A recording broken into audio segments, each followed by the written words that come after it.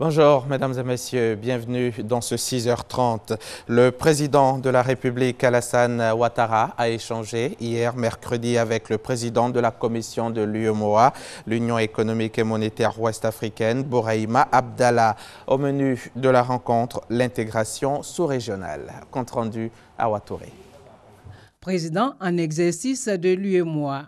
L'occasion aussi pour lui de marquer la solidarité de l'Union au chef de l'État et au peuple ivoirien après les événements de ces derniers jours. J'ai donc saisi cette occasion pour exprimer notre solidarité, la solidarité de l'Union à son Excellence Monsieur le Président de la République, à l'ensemble du gouvernement et au peuple ivoirien. Mon entretien avec le président de la République a porté sur 3 points. D'abord, le premier point, j'ai tenu à exprimer à son Excellence, Monsieur le Président de la République, en sa qualité de président de la conférence des chefs d'État, notre reconnaissance, notre profonde gratitude pour la confiance placée en nous. J'ai exprimé au chef de l'État notre engagement ferme, individuel et collectif, à mériter cette confiance, et rien ne sera épargné pour réussir la mission qui nous a été confiée, plaise à Dieu. Le second point de mon entretien avec le président de la République a porté sur les conditions de reprise de nos activités au niveau de l'UEMOA. Et enfin, le troisième point, en ce début de mandat, les commentaires, les avis et surtout les conseils de son Excellence, Monsieur le Président de la République, nous seront d'une inestimable utilité. Ancien ministre nigérien de l'économie et des finances, Bourahima Abdallah, a été élu président de la commission de l'UEMOA le 10 avril dernier lors du sommet extraordinaire d'Abidjan. Et vous allez le voir en image, toute la région ouest-africaine et l'Union africaine apportent leur soutien au président de la République, Alassane Ouattara, le président de la commission de la CEDEAO, accompagné du représentant spécial du secrétaire général de l'ONU pour l'Afrique de l'Ouest et le Sahel et le représentant du président de l'Union africaine ont rendu visite hier soir au président de la République, Alassane Ouattara, pour lui apporter le soutien de tous ses pairs africains. Un conseil des ministres s'est tenu hier mercredi 17 mai au palais de la présidence de la République en présence du chef de l'État, le président Alassane Ouattara. Le gouvernement a pris des mesures concrètes dans le cadre des conditions de vie des populations avant de tirer les conclusions des mouvements d'humeur des soldats qui ont secoué plusieurs villes de Côte d'Ivoire. Le Conseil des ministres de ce mercredi 17 mai a entendu une communication du ministre d'État, ministre de l'Intérieur et de la Sécurité, en liaison avec le ministre auprès du président de la République chargé de la Défense. Une communication relative aux manifestations de militaires. Le bilan à ce jour est de 4 morts et de 9 blessés. Le gouvernement déplore les débordements qu'il y a eu, regrette les dégâts qui ont été constatés, les pertes en vie humaines. Le gouvernement présente ses condoléances aux parents des victimes. Pour ce qui est des blessés, des instructions ont été données pour leur prise en charge par l'État de Côte d'Ivoire. Un rapport a été demandé par le président de la République donc, au ministère d'État, ministère de l'Intérieur et de la Sécurité, qui va être établi par région, par les préfets. Un rapport qui devra présenter le point des dégâts matériels dans ces régions, les pillages, la destruction de biens, etc. Et à la suite de ce rapport, le gouvernement donc, décidera de la conduite éventuellement à tenir. Aujourd'hui, les choses sont au calme. Les soldats sont repartis dans leurs casernes. La vie a repris partout. Et le gouvernement, à présent, s'attelle à accélérer la mise en œuvre de la loi de programmation militaire façon à satisfaire les besoins résiduels. Atténuer les difficultés des Ivoiriens est l'une des priorités du gouvernement. Le Conseil a ainsi pris un ensemble de mesures dans le cadre de l'amélioration des conditions de vie et de travail des militaires et de certains fonctionnaires et agents de l'État. Au titre du ministère de la Fonction publique et de la modernisation de l'administration, le Conseil a adopté un décret portant régime indemnitaire particulier du personnel pénitentiaire. Ce décret institue, au profit de ce personnel, le personnel pénitentiaire, une indemnité de risque et une indemnité de sujétion à l'égal des autres corps paramilitaires. L'indemnité de risque est comprise entre 80 000 et 125 000 francs CFA et l'indemnité de sujétion entre 40 000 et 75 000 francs CFA par mois. En outre, il étend la gratuité du transport accordé par les entreprises publiques aux agents pénitentiaires dans l'exercice de leurs fonctions.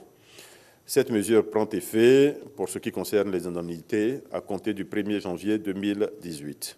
Au titre du ministère auprès du président de la République chargé de la Défense, le Conseil a adopté un décret portant modification de l'annexe au décret numéro 2000-175 du 10 mars 2000, déterminant le droit au logement en faveur des militaires et des forces armées nationales.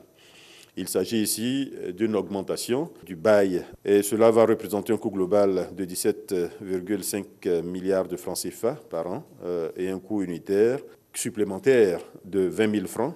Au titre du ministère d'État, ministère de l'Intérieur et de la Sécurité, le Conseil a adopté un décret portant modification de l'annexe déterminant les taux de bail applicables aux fonctionnaires de la police nationale. Il s'agit d'une augmentation sur le bail accordé à ces agents de la police nationale. Et le montant est du même niveau, 20 000 francs CFA par mois, pour un coût global qui sera de 17 milliards de francs CFA par an.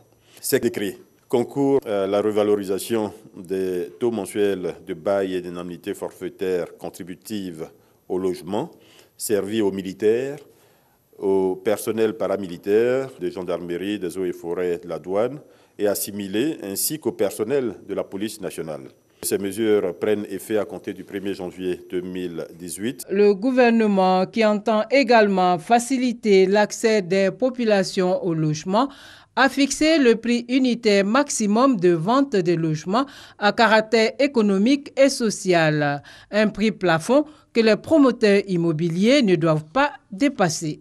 Ce décret fixe le prix maximum de vente des logements à caractère économique à 23 millions de francs CFA, hors taxe, et celui des logements à caractère social à 12 500 000 francs CFA, hors taxe.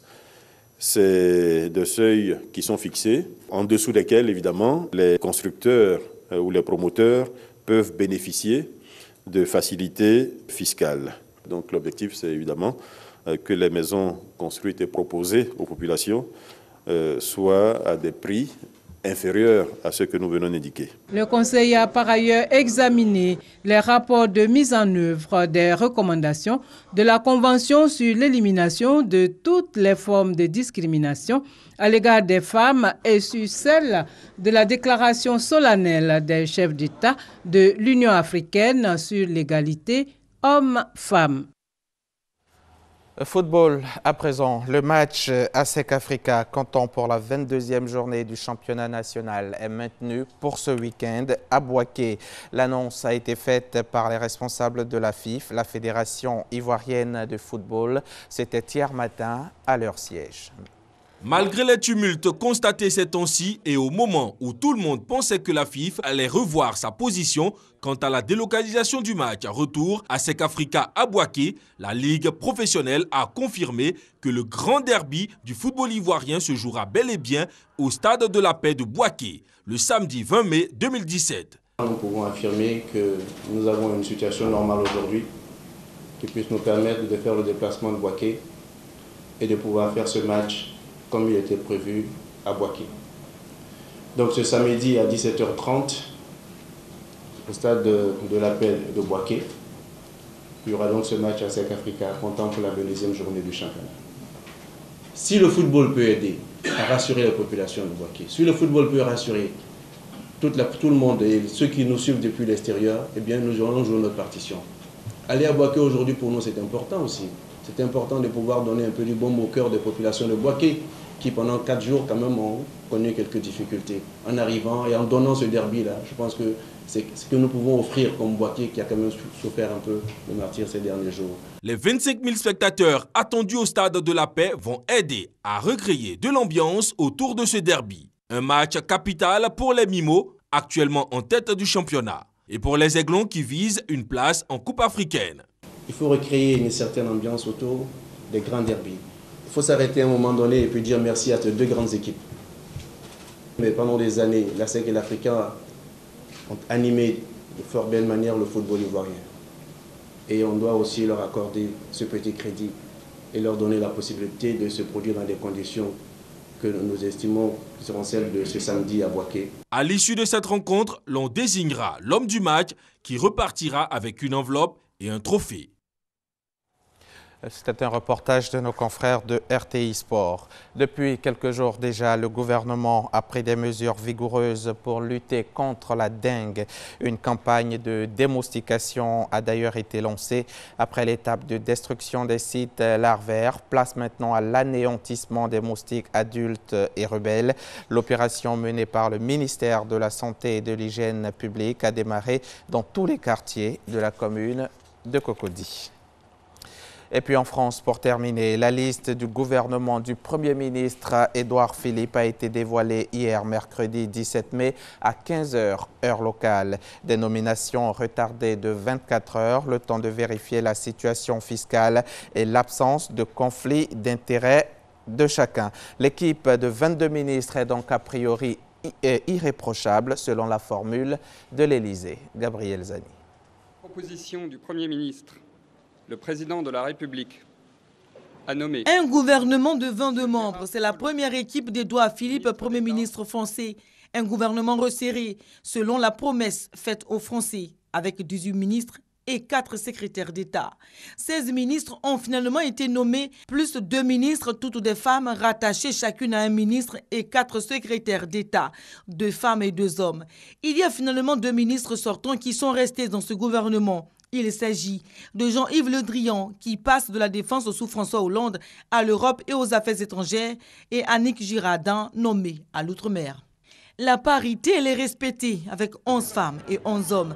Un gouvernement paritaire dont la situation fiscale des membres a été épluchée par l'administration fiscale et la Haute Autorité pour la transparence de la vie publique. Pendant la campagne, Emmanuel Macron, le nouveau président français, avait promis une équipe paritaire d'une 15aine de membres ouverts pour une bonne part sur la société civile, avec un renouvellement qui semblait interdit à des anciens ministres d'être à nouveau dans un gouvernement.